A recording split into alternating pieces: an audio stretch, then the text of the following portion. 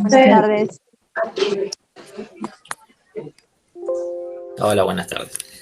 Bien, se van terminando ya las clases de microbiología. Hoy es la última clase previa al examen, que es la semana que viene. Déjenme decirles algunas cositas con respecto a esto, así ya después iniciamos con la clase. Listo. Como les dije la semana anterior, de todas formas lo voy a publicar, el examen va a ser a las 3:30 de la tarde. El aula asignada es el aula del tercer piso del Clínicas, ¿no? Toxicología, creo que se llama el aula. De todas formas es en el tercer piso y como la gran mayoría de los alumnos compartimos materia con Médica 1, que es propia de este mismo cuatrimestre, el examen va a iniciar a las 3:30 de la tarde. Tengo entendido que los alumnos que rindan campo práctico a las 3 de la tarde sería el horario de cierre de la materia. Así que les da tiempo para ingresar al examen a las 3:30 de la tarde. Las personas que no vayan al campo práctico de todas formas, les recomiendo que vayan antes para poder organizar y toda la logística de la organización que tenemos que tener para que ustedes puedan rendir el examen. El examen consta de 40 preguntas, de las cuales para aprobar tienen que hacer el 60% bien. Es un examen choice, por lo tanto tienen 4 opciones y no sé si habrán utilizado alguna vez o no la grilla de la facultad en la cual tienen que llevar un lápiz negro y goma, ¿sí? Cada uno tiene que tener sus propios materiales para poder trabajar. Así que a las 3:30 de la tarde va a iniciar el examen. Yo voy a estar a partir de las 3 de la tarde para poder recibir a los alumnos y dar inicio al examen a las 3:30 de la tarde. Son 40 preguntas, ¿sí? Aproximadamente será un plazo no mayor a 50 minutos. Y el examen, cuando lo corrige la gente, es decir, hay un personal propio que maneja informática, se llama, que corrige los exámenes a sus grillas, ¿sí? Es una computadora. Y esas notas van a estar a partir del lunes. Entonces, para poder hacer esta corrección y no estar con la incertidumbre de su nota, lo que vamos a hacer una vez finalizado el examen, van a tener una grilla que no tiene validez legal, pero sí ustedes anotan sus respuestas y hacemos una corrección de examen. Entonces, más o menos saben qué notas se van a sacar con respecto a su examen. Les repito, esa grilla no tiene validez legal, la que sí importa y tiene que saber marcar con tiempo es la grilla de la facultad.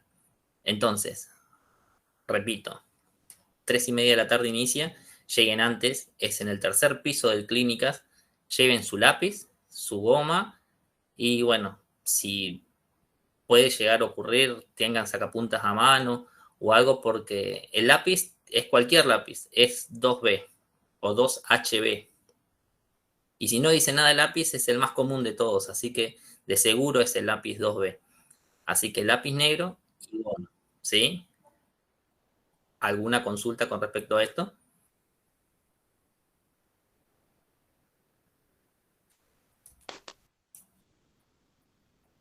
La ¿Alguien? corrección, perdón, la corrección que se hace posterior al examen, es decir, esperamos que termine el examen y controlamos las grillas grupalmente, con vos. Exactamente, perfecto, sí. Vamos a corregirlo todos juntos. Lo que sí les voy a sugerir y les voy a decir, y no va a haber tolerancia en este sentido, el momento que ingresan al aula tienen que permanecer en silencio. Son muchísimos alumnos los que vamos a estar dentro del aula y no podemos estar con bochinche. A partir que ingresan al aula hasta que se retiran, no podemos hablar nada, ¿sí? Nos vamos a quedar en absoluto silencio y las respuestas que yo voy a ir dando cuando finalice el examen y que recibimos las grillas, es decir, ustedes al ingresar se quedan sentados y no salen del aula, a menos que no quieran la revisión, pero no salen del aula, se quedan sentados y les vamos a ir recibiendo las grillas. No necesariamente tienen que irse del aula, ¿sí? Empezamos a las 3:30 de la tarde y aproximadamente 4:40, 4:45 estaría finalizando lo que es el examen junto con la corrección esta. Pero les reitero, lo importante de esto es la grilla de la facultad. La de la corrección puede marcar cualquier cosa, pero no tiene validez legal, ¿sí? Es decir, que nosotros te entregamos el examen y volvemos al asiento para esperar la corrección. No, los voy a ir retirando yo. Ah, perfecto. Hola, Guille. Por si no quedó bien claro, porque veo que hay consultas de esto, se les va a entregar las preguntas en hoja blanca 4, la grilla de la facultad, que es de color rosa, y después una grilla que es un papel donde ustedes van a marcarlo y eso se lo pueden quedar ustedes. Lo que deben entregar son las preguntas de la hoja blanca 4 y la grilla de la facultad. Después, lo que decía el profesor de la corrección es como que ustedes tuvieran un borrador de lo que marcaron y nos vamos a basar en lo que pusieron en su borrador. Pero al profesor le entregan la grilla de la facultad y las preguntas y después ustedes se quedan con la grilla de papel que ustedes marcaron y con esa se hace la corrección. Perfecto. Perdón, Guille, que hice esa acotación. Perfecto, si quedó claro, genial. ¿Entendieron? Son exámenes que no creo que no hayan hecho, así que asumo que la experiencia de exámenes previos deben tenerlo y si no, bueno, será el inicio de acá, pero ya les digo, esa grilla de la facultad se marca solamente con lápiz, ¿sí? La otra grilla es propia de la materia para no estar esperando que corrijan hasta el lunes y estar con la incertidumbre de qué notas se sacaron o medianamente qué notas se sacaron.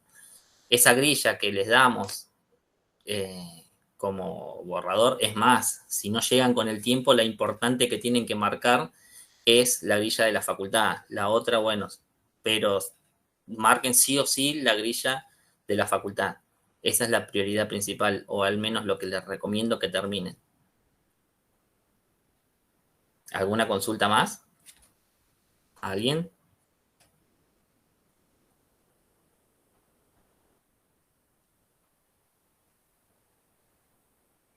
Profe, Sí, te escucho. ¿tercer piso tiene que decir algo el aula?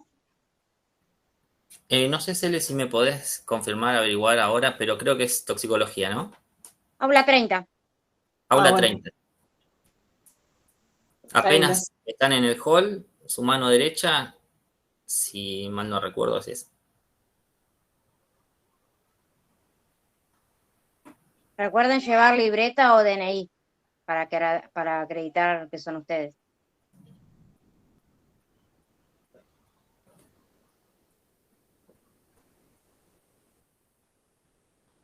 ¿Alguna consulta de alguien? ¿Algo? Bueno, esto mismo va a quedar registrado, lo vamos a registrar en el Classroom, así que para los que se olvidaron algo, lo vamos a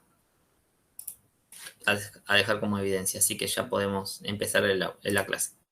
Ninguna consulta más, ¿no? Sí, Guille, yo tengo una consulta que estuvimos hablando en el grupo acá con los compañeros. El jueves ellos rinden anatomía. Entonces, la consulta es si presentando después la constancia de que rindieron el jueves anatomía, se puede rendir en la primer fecha de recuperatorio como si fuera el parcial, sin perder obviamente la promoción. Bien, sería rendir el examen, no lo dije o no sé si ya se lo había comunicado. El examen parcial es choice, la primera instancia de recuperatorio es oral y la segunda fecha es nuevamente choice. Si mal lo entendí, es los alumnos que rinden anatomía quieren rendir la primera fecha de recuperatorio como si fuese la fecha de examen. De todas formas, sí, bueno, podremos hacer la excepción. Igual anato no es una materia propia del segundo cuatrimestre. ¿Estamos hablando por fisio o por anato? Por anato. En sí la consulta es poder rendir en la fecha de primer recuperatorio como si fuera el parcial y no perder la promoción. Bien, Vamos a hacer, sí, la excepción de las personas que rindan anatomía, no asumo que no deben ser muchas, pero recuerden esto, para poder promocionar un examen, tienen que hacer el 70% de las preguntas bien. Un examen oral de 5 preguntas, básicamente son 3 preguntas para sacar un 4, así que técnicamente tienen que hacer de las 5 preguntas bien. Nada, si lo quieren hacer y quieren participar de esa forma, hacemos el examen para los que quieran rendir. Si vos podés hacer la logística, Celeste, de quiénes Sí, son sí, los sí, alumnos que yo lo hablo después con los chicos en el grupo. quiénes son Igual, los alumnos sí, y igual les tomamos. para aprobar el porcentaje es 60%, que equivale a 4, no Da 70. igual, para aprobar es un 4, pero para 60. promocionar Ah, es claro, una para... nota 7. Sí, sí, sí. Así que para sacarse un 7 de 5 preguntas son 4 preguntas y piquito, así que técnicamente es el Sí, 100% sí, del sí. examen, como ustedes quieren. Lo hacemos, no hay inconveniente. Después lo registramos también y, y bueno, pueden rendir los alumnos que rindan el examen. Después me dirás quiénes son y Sí, les sí, tomamos horario. después hacemos una lista en el grupo y te lo paso. Muchas gracias. Bueno, teniendo alguna duda más, Profe, sí, em, el aula era el tercer piso de toxicología, pero ¿de qué entrada sería? sería aula 30. Aula Aula 30, 30. pero ¿cuál de los ascensores tendría que tomar? Cualquier ascensor que tomes cuando vos ingresás, tanto por Córdoba o por Paraguay, siempre cuando los ascensores terminan como en un pasillo. Entonces vos de ese pasillo, tomes el ascensor que tomes, vas a salir como a un pasillo. Y de ese pasillo, de tu mano derecha, está el aula 30. Bueno, Guíate si no por el hall. Igual de todas formas, ¿sí? Si no saben dónde es en el Hospital de Clínicas, tercer piso, aula 30. La buscan los que tienen campo práctico, si se hablan entre ustedes y demás. Y si no, salgan un poco de tiempo y las pueden buscar. El examen va a iniciar 3:30 de la tarde. ¿Alguna duda más de alguien? Hola, profe, ¿cómo está? Bueno, buenas tardes. Recién acabo de ingresar porque no tenía luz y quería que me informaras desde el principio cuándo es el examen, a qué hora y en qué lugar vamos a dar. Bien, lamentablemente no pudiste escuchar. Vamos a dejar todo registrado en el Classroom, así que todas las novedades van a estar ahí, no te preocupes. ¿Alguna otra consulta? Gracias, profe.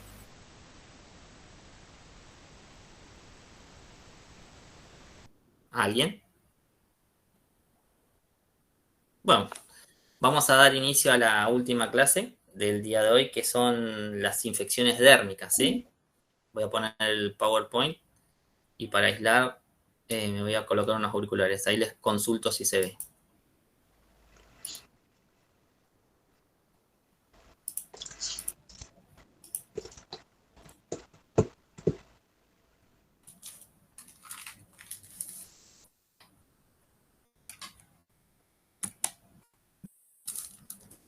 ¿Me escuchan? Sí, ¿Me escuchan? ¿Me escuchan? Sí, sí se escucha. ¿Se ve el PowerPoint? No, ¿No se ve? no se ve nada. ahora sí.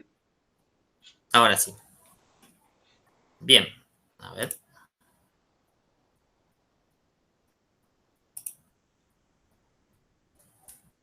Bien. Vamos a dar inicio con el tema de las infecciones dérmicas, ¿sí? Que son infecciones básicamente muy comunes. Son patologías que afectan tanto a las personas que son inmunodeprimidas, personas que tengan el sistema inmunológico en condiciones óptimas. Vamos a ver que hay enfermedades que pueden llegar a albergar tanto a infantes como a adultos, ¿sí? Y también cuáles son los factores que predisponen a este tipo de infecciones, ¿sí? Como podemos ver también, la piel, la vamos a ver, y también hay distintas capas, ¿sí? Que va a haber distintos tipos de infecciones según el tipo de capa a la cual nosotros nos estamos fijando. Pueden afectar a la epidermis, a la dermis, al tejido subcutáneo, ¿sí? Acá lo denomina hipodermis, que es lo mismo, o al tejido muscular. Las infecciones de la piel, nosotros también, como habíamos dicho también en la flora normal, hay muchos microorganismos depositados en la piel y estos microorganismos también pueden afectar y generar infecciones. No necesariamente todos los microorganismos que se encuentran en la piel van a generar infecciones. Obviamente tiene que haber ciertas condiciones como para que esa infección se pueda llegar a producir. Pero muchas infecciones que se producen son leves, ¿sí? También lo que tenemos en la piel, dependiendo de la capa en la cual nos encontremos, vamos a tener folículos pilosos, ¿sí? Y un sistema vascular, que también puede llegar a producirse infecciones al tejido epitelial, es decir, a la piel podría llegar a generarle infecciones por el ingreso de microorganismos desde el exterior o en el torrente sanguíneo hay microorganismos y pueden llegar a finalizar en la piel. Los folículos pilosos, por ejemplo, también, si nosotros lesionamos o extraemos, podría ingresar microorganismos y generar algún tipo de infección. Entre más profunda el microorganismo penetre, más compleja va a ser la infección, ¿sí? Ahora bien, tenemos distintos tipos de microorganismos que nos pueden llegar a generar infecciones en la piel. Unos de estos son los hongos. Los hongos producen micosis, ¿sí? ¿Qué son los hongos? Bueno, como habíamos visto o habrán escuchado también por los audios, la micosis, ahí está, voy a empezar a grabar la clase, ¿sí? Lo que habíamos dicho de la piel es que hay distintas capas y dependiendo de la capa en la cual nos encontremos, vamos a tener distintos grados de infecciones, ¿sí? Pueden alterar la epidermis, la dermis, el tejido subcutáneo o el tejido muscular. Bien, la micosis, ¿qué son? Son células, ¿sí? Las células habíamos dicho también que pueden llegar a ser células eucariotas o células procariotas. Habíamos dicho que las células eucariotas, por ejemplo las nuestras, las del ser humano, son células eucariotas, son células más desarrolladas. En cambio, las células procariotas son menos desarrolladas, tienen otro tipo de organelas o también funciona de una forma distinta. En este caso, los hongos son células eucariotas. ¿Y recuerdan ustedes qué tipo de microscopio se puede llegar a utilizar para usar los distintos tipos de microorganismos? En este caso, ¿sí? Tanto para los hongos como las bacterias o los parásitos, se puede utilizar el microscopio óptico. En cambio, para poder visualizar los virus, se utiliza el microscopio electrónico, ¿sí? Entonces, ¿por qué? Porque el virus es de mucho menor tamaño que el resto de las células. Pero en este caso particular de los hongos, el microscopio que se utiliza es el microscopio óptico, ¿sí? Ahora bien, ¿cómo se puede clasificar los hongos? Bueno, los hongos es en base a la forma, a su morfología de cómo se encuentran en el entorno, en el ambiente, ¿sí? Pueden ser en base a levaduras, ¿sí? Que también se forman levaduras en el cuerpo humano, o en forma de moho, ¿sí?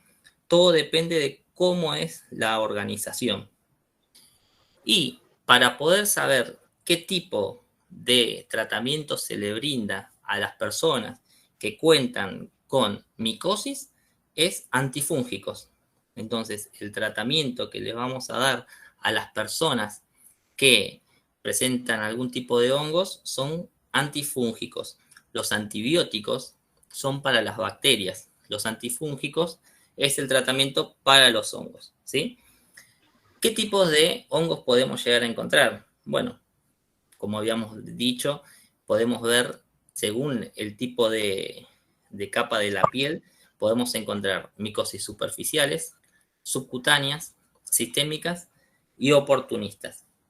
Las más comunes que vamos a ver y las que más vamos a prestar atención es las micosis superficiales, y por el grado de complejidad que pueden llegar a producirle al sistema inmune de la persona, la micosis oportunista. Tanto la micosis subcutánea como sistémicas tienen características en particular, ¿sí? La micosis subcutánea, como podemos apreciar en la imagen de la foto, para poder ingresar al tejido subcutáneo, primero tiene que pasar todas las barreras de la piel, ¿sí? Y poder llegar al tejido subcutáneo. ¿Cómo es la forma más fácil que puede llegar a ingresar a este microorganismo? Bueno, por traumatismos. Y este tipo de micosis, que también tiene que tener ciertas características el hongo y también el tejido donde va a ir dirigido este hongo, no se encuentran tan comúnmente en nuestro territorio, ¿sí? No todos los hongos producen enfermedades tampoco. Hay una cierta cantidad de hongos que afectan únicamente al ser humano. No todos los hongos producen enfermedades. Por eso son muy raras que haya micosis subcutáneas, y también las micosis sistémicas son microorganismos del hongo, ¿sí? Que ingresan al torrente sanguíneo, ya sea por las vías respiratorias o algún vaso sanguíneo, y viaja hacia la piel y genera un tipo de lesión micótica, puede ser en algún hongo, en algún órgano o en alguna parte de la piel. Tampoco son tan comunes de verlo, pero puede llegar a pasar, ¿sí? La gran mayoría de este tipo de micosis sistémica es por las esporas que genera el hongo, ¿sí? Que puede llegar a ingresar al torrente sanguíneo o al organismo de la persona por la vía inhalatoria, ¿sí? Pero les reitero, lo que más vamos a prestar la atención en este caso particular es la micosis superficial y la micosis oportunista. Bien, ¿qué vamos a ver de las micosis superficiales? Por ahí posiblemente son las más evidentes, es la que tenemos, ¿sí? Son las que puede llegar a afectar a la piel, al pelo, a las uñas, la podemos ver en los distintos pliegues del cuerpo, ¿sí? Y esto se denomina dermatomicosis, ¿sí? Los dermatofitos son los que producen este tipo de lesiones. Son una cierta cantidad de hongos, ¿sí? Un grupo de hongos que se denominan así, dermatofitos, y producen tiña, ¿sí? Este tipo de lesiones micóticas se denominan tiña. Y esta tiña puede afectar a la piel, ¿sí? Cualquier parte del cuerpo, o si afecta al pie, puede denominarse pie de atleta, que también es un tipo de tiña, ¿sí? Que son los hongos más comunes. También tenemos hongos en las uñas, que se denominan onicomicosis, o si no también puede llegar a contagiarse en las zonas genitales, ¿sí? Que también son distintos tipos de hongos, pero todos estos son micosis superficiales, ¿sí? ¿Qué produce el hongo? Picazón, una sensación como de quemadura, ¿sí? Hay una descamación, fíjense, ¿sí? Que también esto afecta por el hecho de la persona rascarse. Al rascarse ingresan microorganismos, ingresan más hongos, y a la vez en las uñas puede transmitirlos a otras partes del cuerpo.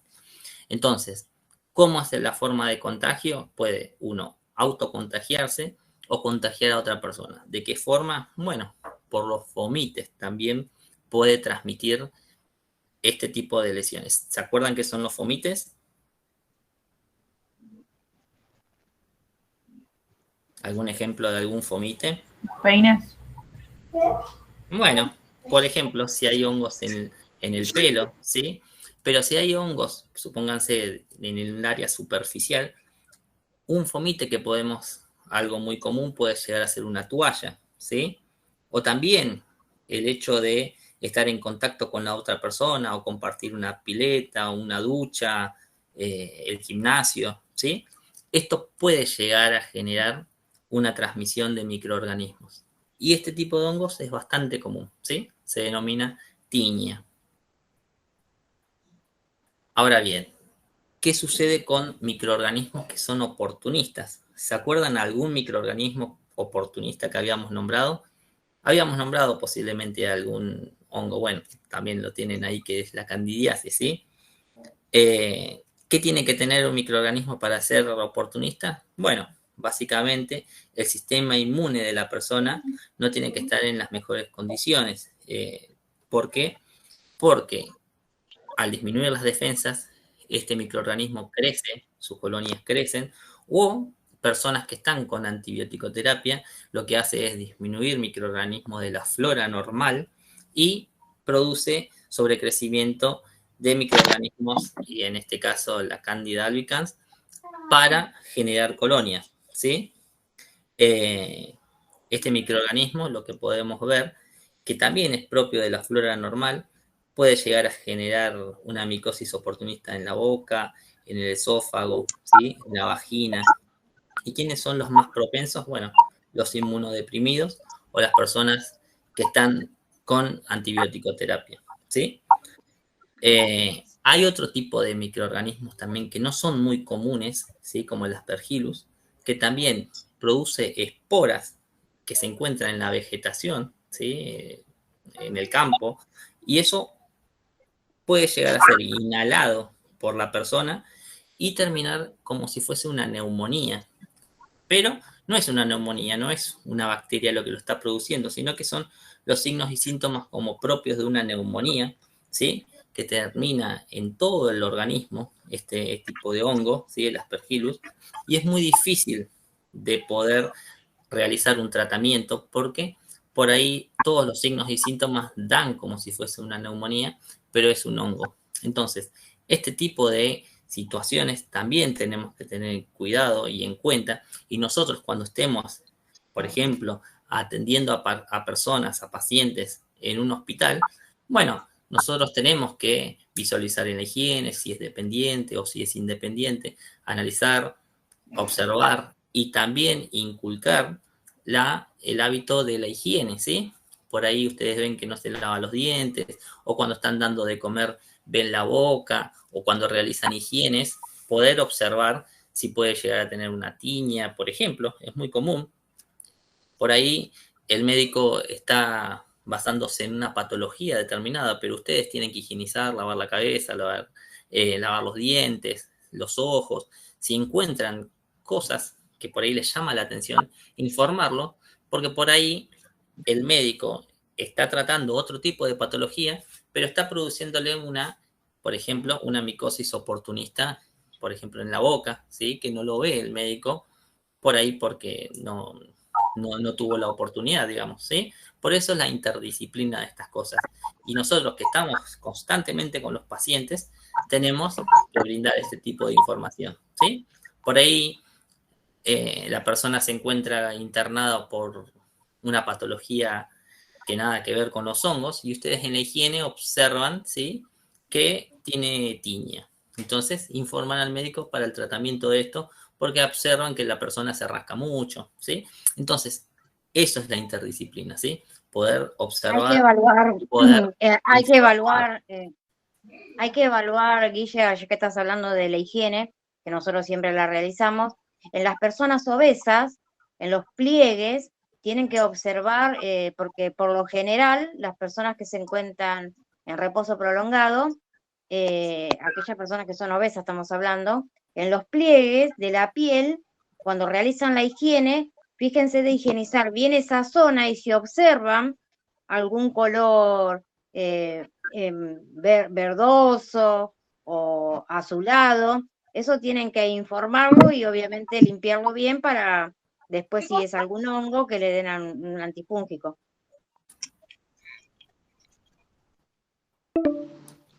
Excelente. La idea de que dijo Celeste se entendió fundamental. de los obesos o los pliegues, ¿sí? En las mamas, por ejemplo, también pueden llegar a tener el hecho de producirse hongos y a la vez no se puede ver. Entonces, esta interdisciplina poder informarlo.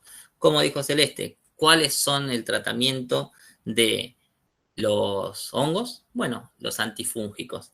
Hay muchas presentaciones. La gran mayoría de los antifúngicos son de administración tópica, ¿sí? ¿Qué es tópico? ¿Saben? ¿Saben qué es tópico? Superficial, o sea, en la piel. Bien, es la administración de un tipo de medicamento a nivel de la piel superficial y que hace efecto en esa área determinada. También tenemos medicamentos, existen medicamentos antifúngicos como la anfotericina B, que se administra por vía endovenosa, ¿sí?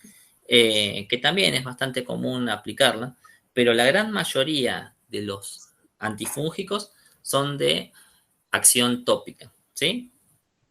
O si no, también la nistatina, por ejemplo, cuando hay buches, por ejemplo, como la candidiasis, ¿sí? En esas áreas no se puede colocar de opción tópica, pero sí la nistatina se hace en buches y eso lo que hace es poder eliminar los hongos de la boca, ¿sí? Es algo bastante común que van a poder apreciar.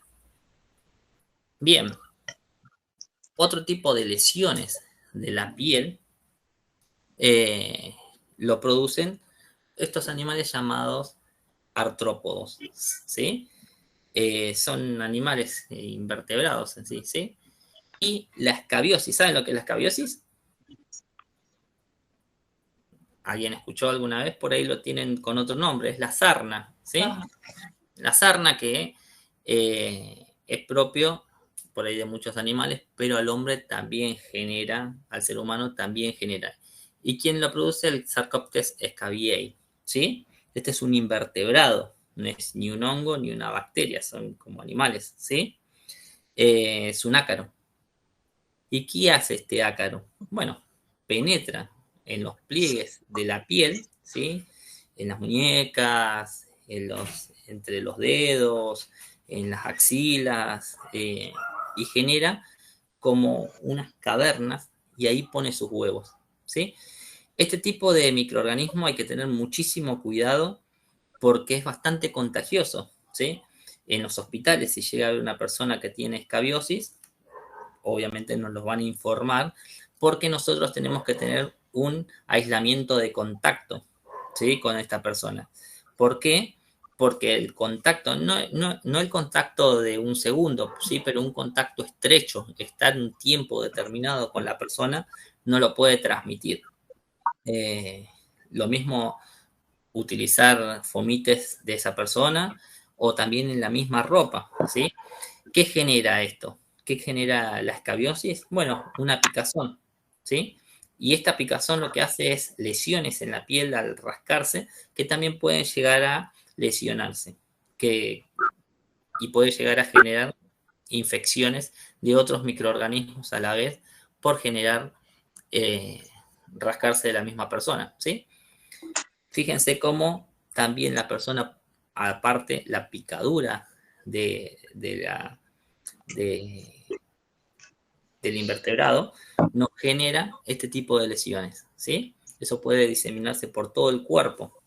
Por eso hay que tener un control estricto de la higiene. No necesariamente afecta solamente a personas que tienen escasa higiene, puede afectar a cualquier persona o personas que se encuentran en un entorno, ¿sí? Llámese un hospital, un jardín de infantes, o compartir una casa con personas o en una fábrica. Entonces, cualquiera podría llegar a padecer escabiosis. Y es muy difícil poder erradicarlo de la persona y de una casa, ¿sí? Hay que limpiar todo, inclusive dice la bibliografía que también hay una forma que también hay que hervir hasta la ropa que se utiliza, porque eso queda dentro de la ropa y es muy difícil de poder sacarlo, ¿sí? Pero bueno, es algo que se pueden llegar a encontrar en el área clínica y a la vez es muy propio de la microbiología. Algo común también es otro trópodo, ¿sí? Que no tiene alas, y es muy, muy común, y acá sí es bastante muy íntimo con respecto a la higiene, que son la pediculosis son los piojos, ¿sí?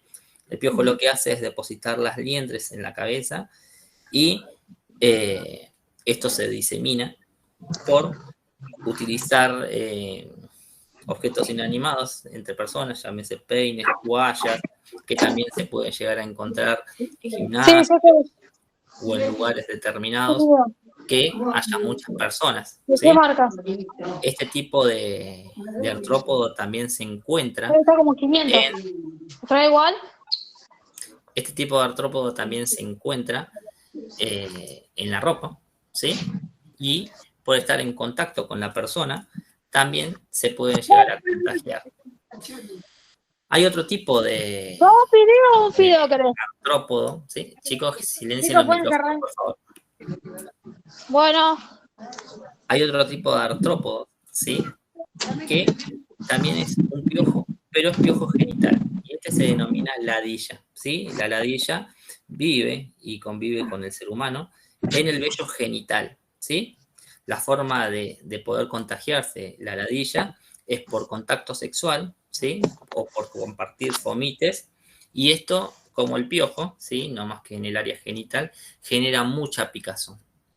Los tratamientos, tanto para el piojo como la ladilla, es la higiene y también administrar algún tipo de shampoo o de lociones que generan la eliminación de las liendres y de los piojos, ¿sí? Algo bastante común y que por lo tanto hay que eliminarlo bastante de los hospitales, que puede ocurrir sobre todo en los lugares donde se come y no hay suficiente higiene, porque aparecen las moscas, ¿sí? Que es la miasis. Las miasis, que son, bueno, un tipo de larvas que hay distintas especies de moscas que las pueden transmitir. En las personas que son muy dependientes del plantel de enfermería o que no tienen mucha movilización o que no hay mucha higiene en el mismo hospital, ¿sí? Lo que hace la mosca es ingresar a una cavidad y dejar las larvas. Ya les digo, puede estar en la boca, en alguna herida, en las conjuntivas, en los oídos, ¿sí? ¿Por qué es esto? Por el hecho de la mosca viaja hacia la persona y deposita esas larvas, ¿sí? Que estos generan gusanos, ¿sí? Entonces, es muy común, por eso está muy prohibido el hecho de tomar mates, por ejemplo, en los hospitales. Y a la vez tiene que haber mosquiteros en las ventanas, porque puede llegar a ingresar la mosca y depositar las larvas en una persona, ¿sí? Pacientes que se encuentran, por ejemplo, intubados, pacientes que tengan distintos dispositivos y que no tienen mucha movilidad o no hay mucha higiene, pero de todas formas, si la mosca, por eso es muy peligroso que haya moscas también dentro de los hospitales, pero es muy común que haya moscas y puede llegar a haber el riesgo de tener miasis, ¿sí? Por eso, no comer en los hospitales o en los lugares, tomar mate, por ejemplo, donde se deja la yerba depositada en los tachos de basura, que pueden llegar a venir distintos tipos de insectos, y la mosca es muy común que vaya a esos lugares o que los tachos de basura estén cubiertos, porque puede atraer moscas y estas moscas pueden depositar las larvas en las personas que se encuentran más dependientes del plantel de enfermería y terminan teniendo miasis, ¿sí? ¿Qué otro tipo de enfermedades podemos llegar a tener en la piel? Bueno, el sarampión. El sarampión es una enfermedad que afecta sobre todo a niños, ¿sí? Es una enfermedad infantil y el que lo produce es el virus del sarampión. Esto se transmite de una forma por vía respiratoria, ¿sí? Inicia también con un síndrome que es febril, gripal, y tiene características estos. ¿Cuáles son las características? Bueno, puede llegar a tener enantema de Koplik o exantema maculopapular. ¿Cuál es el enantema de Koplik? Bueno, en la boca de las personas que tienen sarampión, ¿sí? Entre el primer y segundo molar, empieza a tener este tipo de, como de manchas en la boca, ¿sí? Estos son los enantemas de Koplik. Esto está en la boca, ¿sí?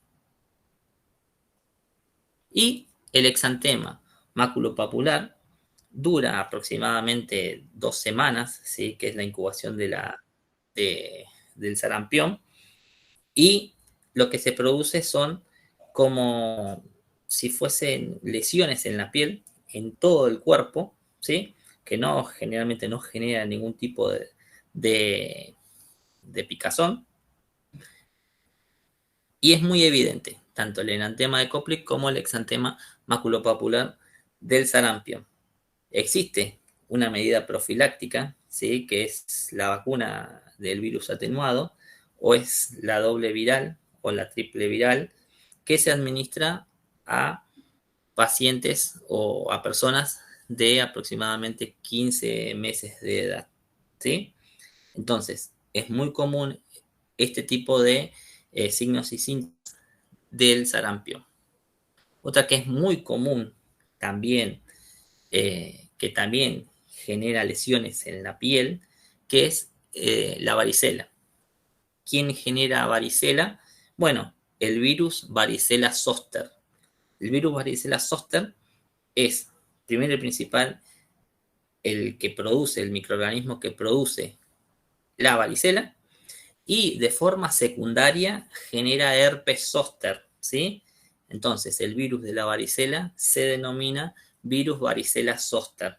Primero y principal genera varicela y después queda de forma latente en los ganglios de la persona que ya tuvo varicela este virus que produce herpes zoster, ¿sí?